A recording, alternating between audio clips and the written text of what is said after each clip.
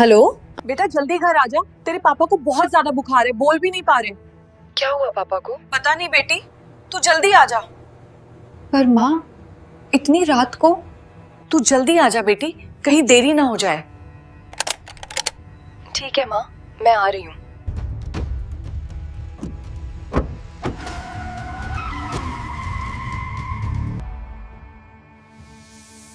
यही शॉर्ट रास्ता है, यहीं से चलती हूँ, जल्दी पहुंच जाऊंगी।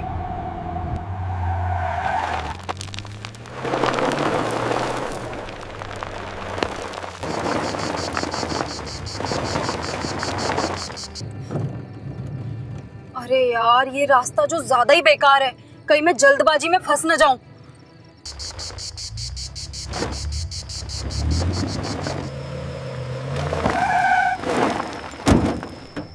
अरे गाड़ी को क्या हुआ? अचानक से बंद कैसे हो गई है?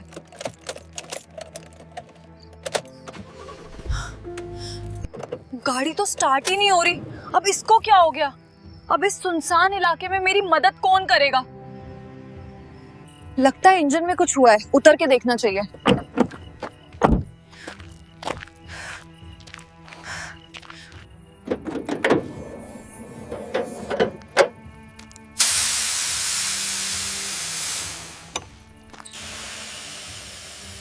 हाँ, शायद अब ठीक हो गई होगी। स्टार्ट करके देखती हूँ। लगता है अब स्टार्ट हो जाएगी।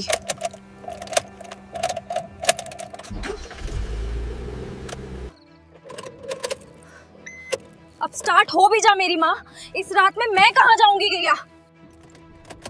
हो भी जा अब, घर पे पापा बीमार है। हे भगवान, मुझे ऑफिस में कॉल करना चाहिए, कोई तो आ ही जाएगा।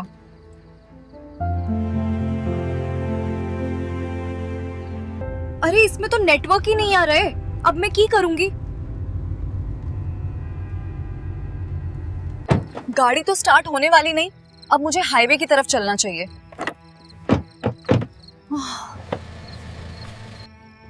हाईवे ज्यादा दूर नहीं है, मुझे चलना चाहिए, शायद वहां कोई मिल जाए।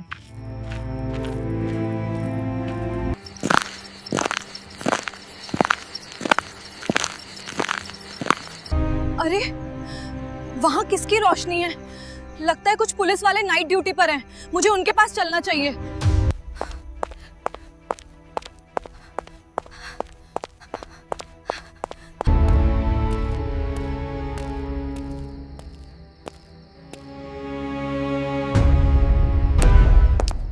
रुको!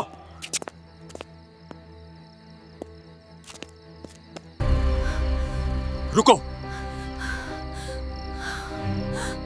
इतनी रात को कहां जा रही है, कहां से आ रही है? साहब, मैं ड्यूटी से घर जा रही थी, लेकिन पीछे कच्चे रास्ते में मेरी गाड़ी खराब हो गई है, इसलिए मैं पैदल ही जा रही हूँ। और इतनी रात को कौन सी ड्यूटी होती है तेरी? सच सच बता, कहां मुंह काला करवा के आ रही है? सर, ये क्या तरीका है आपका? काम थोड़ा ज्यादा था तो लेट हो गई, और फिर मेरी गाड़ी खराब हो गई। कौन सी ऑफिस का काम करती है तू? कोई ऐसा वैसा काम तो नहीं करती? जुबान पर लगाम दो सर, अपनी इस वर्दी की थोड़ी तो लिहाज रखो। तेरी शकल देख के तो ऐसा ही लगता है कि तू कोई ऐसा वैसा काम करती है। अपनी औकात में रहो सर, तुम जानते नहीं हो मैं कौन हूँ। तुम्हारी वर्दी उतारने में समय नहीं लगेगा। कौन है तू? कोई कलेक्टर है या प्रधानमंत्री, या फिर तेरा फूफा विधायक है? मैं कोई भी हूँ, पर तुम अपनी जुबान पे लगाम रखो। तुम्हें किसी लड़की से इस तरीके से बात करने का हक किसने दिया है? तो अब तू मुझे बोलना सिखाएगी? ज्यादा मत बोल, नहीं तो तुझे अभी अंदर कर दूंगा। लड़की, सच सच बता दे कहां से आ रही है, वरना हमारे पास और भी तरीके हैं।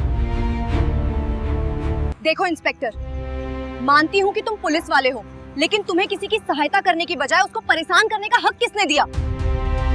अब तुझे ये बताना पड़ेगा कि मुझे ये हक किसने दिया। बहुत बोल रही है, लगता है तू ऐसे नहीं मानेगी।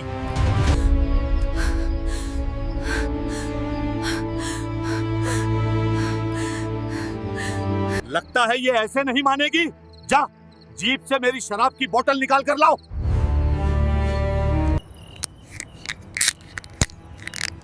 तू ऐसे नहीं मानेगी। अब आएगा मजा, तू ऐसे नहीं मानेगी।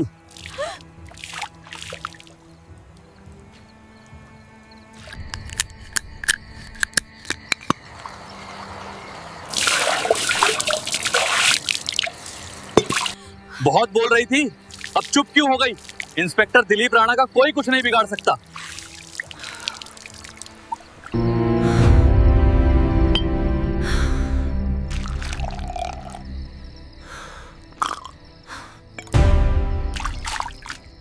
दिलीप राणा नाम है मेरा, इस एरिया में कोई कुछ नहीं बिगाड़ सकता मेरा। ये पुलिस वाले अब कुछ गलत ना कर दे। अब ये पुलिस वाले नहीं, गुंडे बन चुके हैं, गुंडे। क्या सोच रही है लड़की? लगता है भागने का प्लान बना रही है। अरे भागने के बारे में सोचे मेरा एल। मैं तो ये सोच रही हूँ कल तुम्हारा क्या हाल होगा। बस तेरी यही गर्मी तो उतरनी है, तेरा तो कुत्ते की पूंछ वाला हाल है।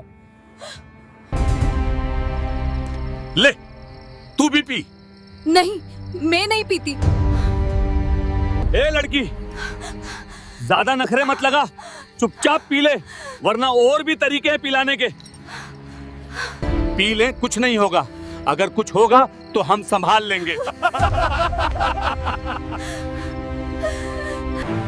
साहब, तुम ये ठीक नहीं कर रहे हो। पी ले चुपचाप। लगता है अब तो पीना ही पड़ेगा, वरना ये साले नशेड़ी कुछ भी कर सकते हैं।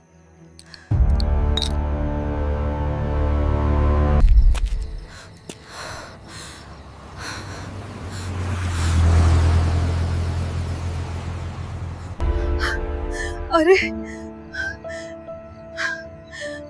ये क्या हो रहा है? अरे ये धरती क्यों घूम रही है? तो अरे मुझे चक्कर आ रहे हैं, मेरा सिर चकरा रहा है। क्यों? अरे मुझे क्या हो रहा है? कोई बचाओ।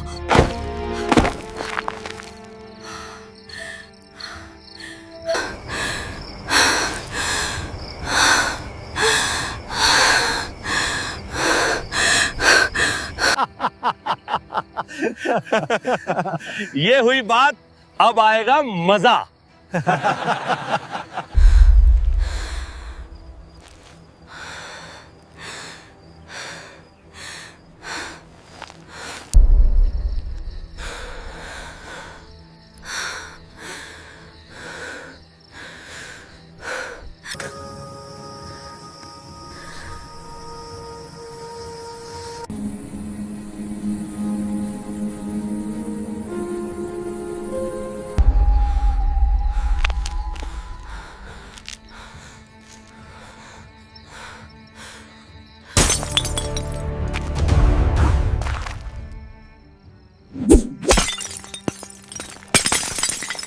अरे कोई पकड़ो उसे, भाग ना पाए।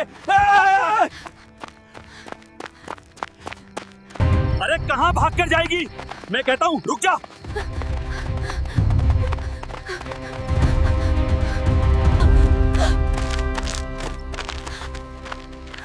कहां जाएगी तू?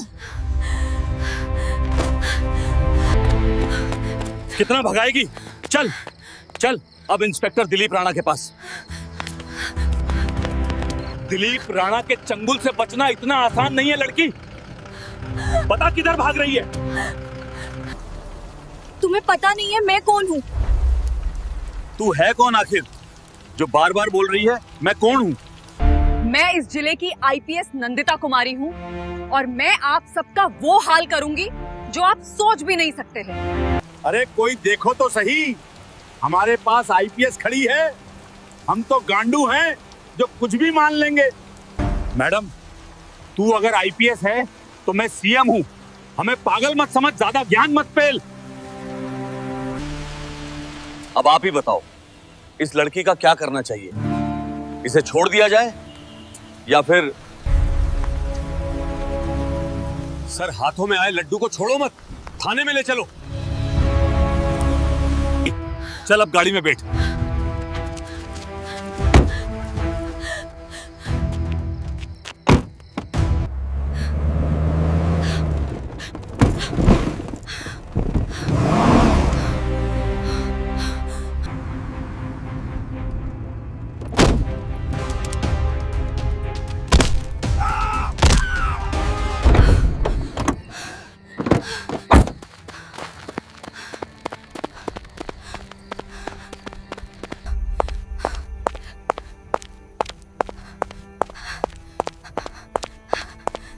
हे भगवान, आज आज बचा ले, कोई तो यहाँ जाए।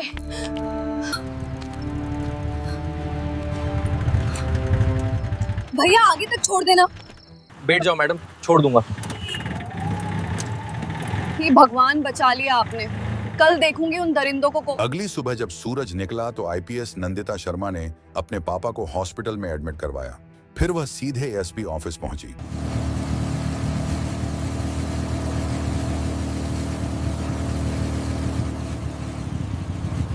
आज मेरे जीवन का इम्तिहान है, आज देखूंगी उन दरिंदों को।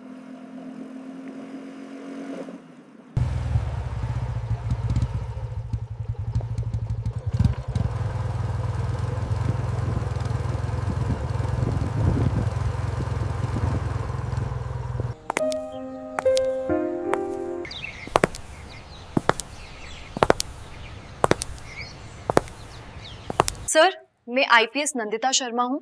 आपको मेरी सहायता करनी होगी बैकी। जी बोलिए।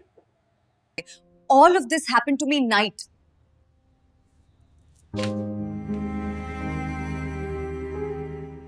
इन तीनों को तुरंत निलंबित किया जाए ताकि आगे कोई और किसी महिला के साथ कुछ गलत करने का सोच भी ना सके।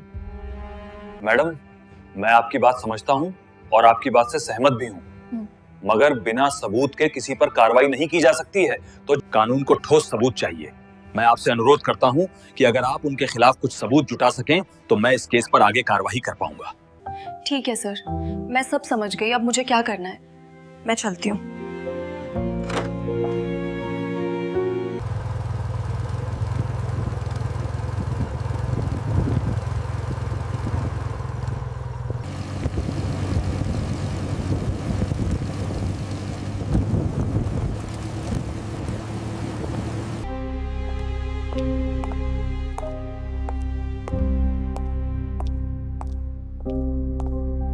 सर, मुझे रिपोर्ट लिखवानी है।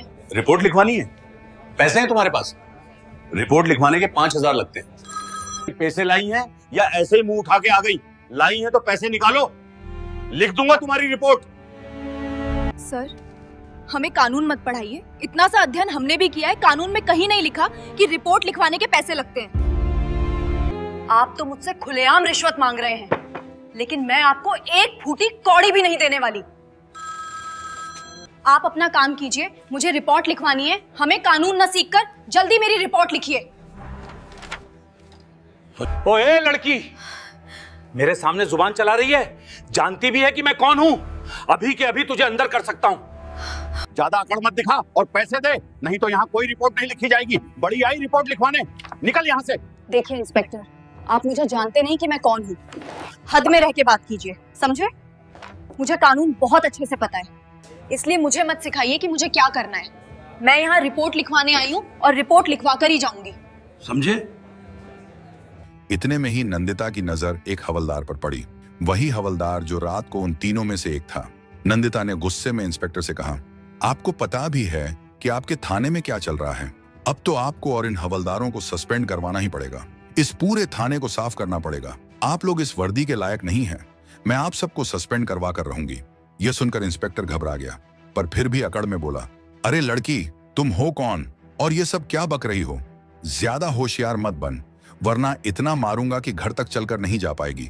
चल निकल यहाँ से, वरना धक्के मारकर निकाल दूंगा। मुझे गुस्सा मत दिला, समझी? यह सुनकर आईपीएस नंदिता शर्मा गुस्से से लाल हो गई। उन्होंने अपना आईडी कार्ड निकाला और इंस्पेक्टर के सामने रख दिया। जैसे ही इंस्पेक्टर ने आईडी कार्ड देखा, उसकी आंखें फटी रह गईं और चेहरा सफेद पड़ गया। वह डर के मारे तुरंत खड़ा हो गया और हाथ जोड़कर बोला, मैडम, मुझे माफ कर दीजिए। मुझे नहीं पता था कि आप जिले की आईपीएस हैं। Sorry madam. बताइए आपको किसके खिलाफ रिपोर्ट लिखवानी है? मैं अभी रिपोर्ट लिखता हूँ। यह सुनकर आईपीएस नंदिता शर्मा का गुस्सा और बढ़ गया। उन्होंने सख्त लहजे में कहा, तुम लोग आम जनता के साथ भी यही हरकत करते हो, है ना? अब मैं तुम्हें दिखाऊंगी कि कानून की असली ताकत क्या होती है। तुम्हें यह वर्दी जनता की सेवा के लिए दी गई है, लेकिन तुम लोग इस वर्दी के नाम पर जनता को लूट रहे हो, गलत काम कर रहे हो। ये वर्दी तुम लोगों के लायक नहीं है। फिर उन्होंने अपना आईडी कार्ड वापस लिया और गुस्से में बोली, अब कल तुम लोगों का फैसला होगा, तैयार रहना तुम सब। ये कहकर नंदिता शर्मा थाने से बाहर निकल गई और सीधे एसपी हितेश कुमार मीणा के ऑफिस पहुंची। वहां जाकर उन्होंने पूरी बात बताई। एसपी हितेश कुमार ने गंभीर स्वर में कहा, मैडम, थाने में सीसीटीवी कैमरे लगे होंगे। अगर हम वो फुटेज देख लें तो पता चल जाएगा कि इंस्पेक्टर ने सच में आपके साथ क्या किया था। दोनों तुरंत थाने पहुंचे और वहां के सीसीटीवी कैमरों की जांच शुरू की। फुटेज देखकर सब कुछ साफ हो गया। वीडियो में साफ साफ दिखाई दे रहा था कि इंस्पेक्टर किस तरह से आईपीएस नंदिता शर्मा से बदतमीजी कर रहा था। अब सबूत पक्के थे और नंदिता मैडम खुद उस घटना की मुख्य गवाह थी। एसपी ने तुरंत रिपोर्ट तैयार की और मामला कोर्ट तक पहुंचाया ताकि यह केस पूरे सिस्टम के सामने आए। अगले दिन सुबह कोर्ट में इस मामले की सुनवाई शुरू हुई। कोर्ट के बाहर मीडिया और लोगों की भारी भीड़ जमा हो चुकी थी। हर कोई एक ही बात कर रहा था, आज आईपीएस नंदिता शर्मा के केस का फैसला आने वाला है। कुछ न्यूज रिपोर्टर बोल रहे थे, देखते हैं अब कितने बड़े बड़े अफसरों को सजा मिलती है। क्या पुलिस वाले फिर से बच जाएंगे हमेशा की तरह? कोर्ट के अंदर माहौल बेहद गंभीर था।